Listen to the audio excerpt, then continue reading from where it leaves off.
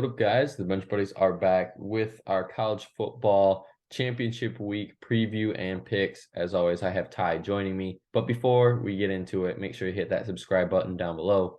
Get us to 200 subscribers where we'll be doing that autographed item giveaway. And let's look at last week's picks. Obviously, we both went 8-4 here. I tried to go with Notre Dame pulling off the upset. That didn't happen.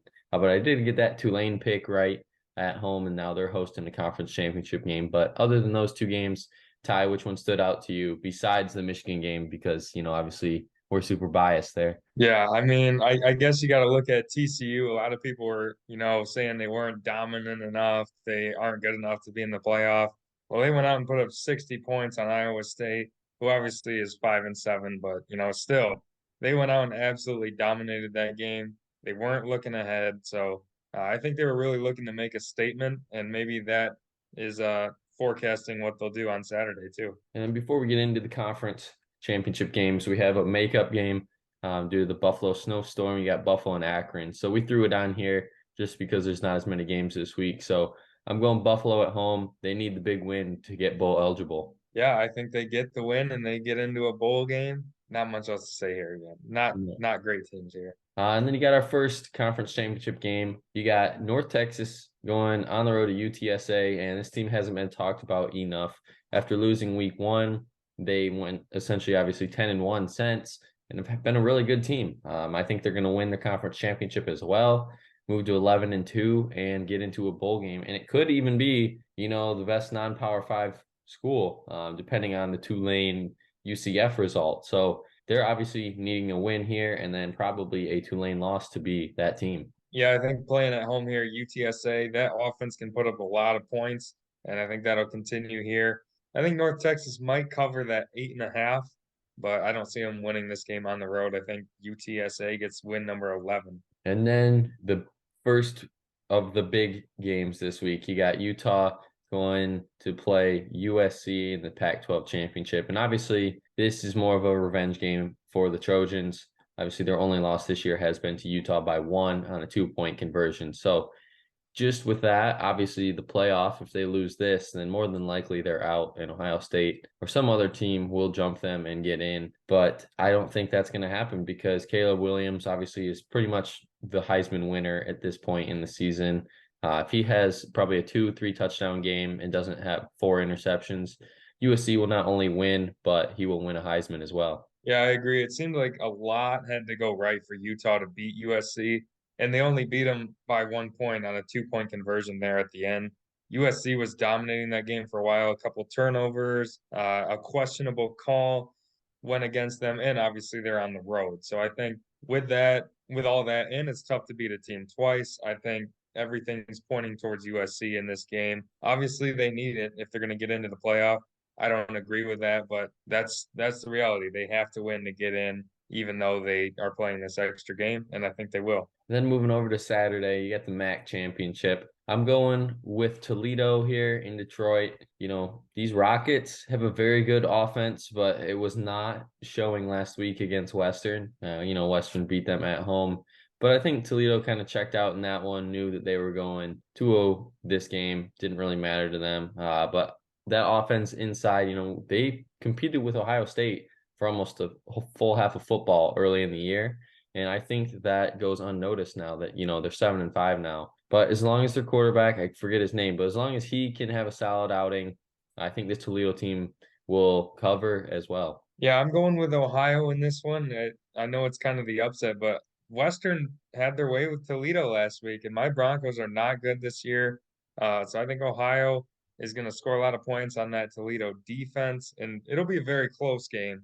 But I think the Bobcats get the win here in the MAC championship. And then also at 12, which more than likely a lot of people will be watching, probably the biggest game of the year for TCU, even though they are 12-0, and more than likely so should be deserving of a playoff spot.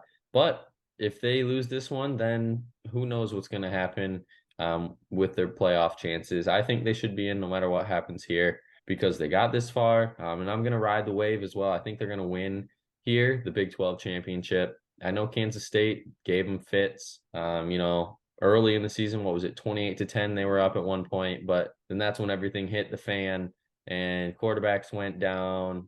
and didn't get as many calls and so on and so forth. But I think this time TCU is going to have their act together and get the win in this one. Yeah, I think TCU's luck finally runs out. Maybe not luck, but they have won a lot of close games, and I think one finally goes against them here. It's tough to beat a team twice, especially in college football.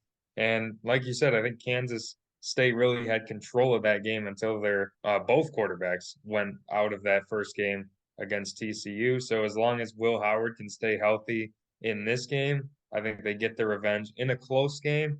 And because it's going to be a close game, I think TCU would still stay in the playoff. And then you have Coastal Carolina, who's limping into this game after getting absolutely blown out last week to James Madison. And you got another team that's not getting enough love is Troy. They're favored by 8.5 in this one. And why not? They could get to 11-2 as well. I don't think they're going to be the non-Power 5 school gets get into a big bowl game, just because one, they're not ranked in any, even our poll. Ty's gone. Oh, there he is. There he is. He's back. But it's because they aren't ranked in our poll, AP poll, coaches poll, college football playoff. So more than likely, they're just already out for that one. But I do think they're going to get to 11 wins here and possibly even 12 if they win their bowl game. Yeah, I agree. I think that Coastal Carolina game last week, maybe they were looking ahead to this game a little bit, but they got absolutely blown out by James Madison. It's hard to see them winning this game on the road. And Troy's been a really good team all year, 10 wins, and I think they'll make it 11 here. Sun Belt's an underrated conference too. And I think Troy is going to continue to prove some people wrong. Then at 4, you got, I mean, I guess you could say a big game, both of these teams, but it's really not. LSU, this is more of a prove it game to me, after last week's embarrassment to Texas A&M. Then Georgia, obviously, if they lose this game, more than likely, no matter what happens, they're going to be in the playoff. But they're favored by 17.5, and I honestly wouldn't be too surprised if they cover just because of how dominant this team has been. Their biggest challenge was the Tennessee game, and they didn't really get phased at all by the number one ranking and all that. They just went in there, took care of business. But I know they have had some close calls with Missouri for one, to be for an example, just because they took that one to the wire, which they shouldn't have. But I don't think that's going to be this kind of game. Neutral site in Atlanta. Obviously, that's in Georgia. So Georgia's going to have probably more fans there than LSU. And it's going to be pivotal for them. So give me the Bulldogs. Yeah, I'm going Georgia as well. I do think LSU is going to cover. Remember last year, Georgia did not need to win to get in the playoff, and they got blown out actually by Alabama. Obviously, I think Georgia's going to win the game, but I think LSU will keep it within that 17.5 just because of that. Georgia does not need to win this game. I think even if they were to get blown out by LSU, I think they would still stay in the playoff. So, how motivated really is Georgia? I don't know, but they're just that much better where it doesn't matter and they'll still win the game. And then you have Fresno State and Boise State in the Mountain West Championship. Give me the Broncos just because they seem like they are in a 9-3, 8-4, 10-2 position every single year, and they get it done every single year. So I got to run with the Broncos here. Yeah, Boise State's just a championship team. Basically, they win something every year, whether it's a bowl game, their conference, or making a New Year's Six. They're always accomplishing something. I think that'll continue this year. Fresno State's been very up and down, and I think Boise State playing at home, they'll get the win. And then you have a very good game that can mean a lot for the non-Power 5 schools and teams that could get into a New Year's Six bowl. Tulane, if they win this one, no doubt in my mind it's going to be them. Just because they're 10-2 right now, riding a wave, no pun intended. And I think they're going to get it done here at home. The big win last week over Cincinnati means they get this game at home, and they've looked really good. Proving people wrong. And obviously last week showed me that they can compete with the best teams in this conference, and why not walk away and win the conference here? Yeah, I said earlier it's tough to beat a team twice. I think UCF is going to be the one that does it this week. Not only did they win that first matchup, but they really dominated. I think they ran for like 330 yards in that game. I'm not going to say they'll do that again in this game, but I do think they have Tulane's number for whatever reason, and I think they'll go in there and get this win. Tulane has not been in a championship in a long time, so I think there's going to be some jitters there, and I think UCF gets the win on the road. And then obviously we got our homer bias pick coming up here, but it's hard to pick against Michigan, honestly. Obviously, the big news that came out today with Blake Corum being out for the year and his knee injury. I mean, a lot of us kind of expected that to happen just because of what we saw happen in the Ohio State game. But we got Donovan Edwards. As long as he is healthy, it may be a good change of pace for Michigan, get them more involved in the passing game as what we saw. And this is going to be a good test, I think, for Michigan when more than likely heading to a playoff berth. If what they're going to do when they get to the playoffs with the running game situation and obviously the passing game too. So expect this one to be kind of a trial and error game now that they know for sure it's just the Donovan Edwards show. Yeah, as long as Michigan can get some pressure on defense, I think they'll be just fine. They're going to be able to run the ball with a lot of success, I think, against this Purdue defense. And you got to remember last year, they were coming off that emotional Ohio State win, and then they just housed Iowa in the Big Ten championship. So I don't really see a letdown coming here. As long as Michigan can execute, they should win. And I think they'll cover, but, I could see Purdue hanging some points on the defense, maybe keeping it close, but either way, Michigan should win. Then the last game of the week, we got the ACC championship. And this game, it had some big aspirations just a few weeks ago of maybe both of these teams could get into the playoff and whoever wins this game will get there. But now it's highly unlikely. I mean, maybe Clemson kind of has a shot, but they need everything. They need Ohio State to lose again somehow, some way, essentially, for them to get in.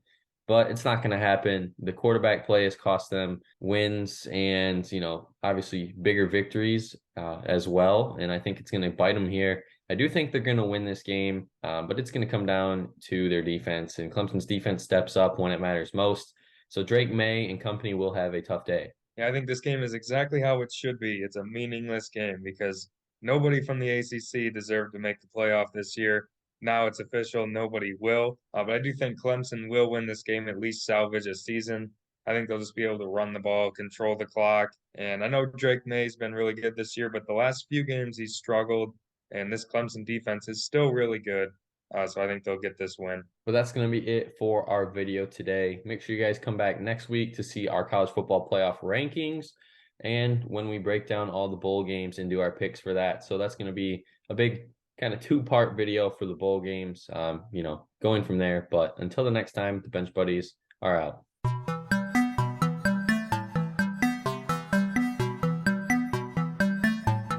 She never called back.